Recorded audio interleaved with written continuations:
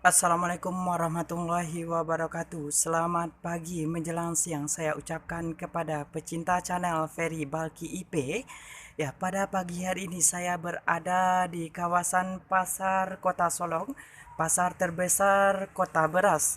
Ya, terpantau pada tanggal 2 Mei 2020 jam 10 lewat 2 menit bahwasanya pasar sangat sepi dan hanya ada beberapa pemilik toko, karyawan serta penjual yang hadir, namun mereka tidak dapat melaksanakan kegiatan jual beli karena adanya penjagaan ketat dari pihak pemerintah Kota Solok, yakni dijaga oleh pihak kepolisian, Satpol PP, serta juga ada pihak pemadam kebakaran.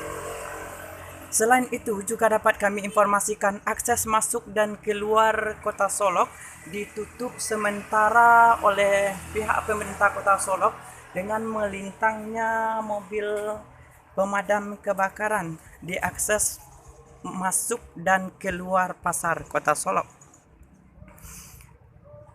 Selain itu juga kami informasikan kepada para pemirsa dan pecinta channel Ferry Balki IP, bagi Anda yang ingin berencana untuk datang ke Pasar Kota Solok pada hari ini, tepatnya tanggal 2 Mei 2020, harap untuk menghurungkan kedatangannya terlebih dahulu karena keadaan pasar pada hari ini resmi lockdown ataupun ditutup secara sementara untuk mengantisipasi penyebaran virus COVID-19 di pemerintahan Kota Solok.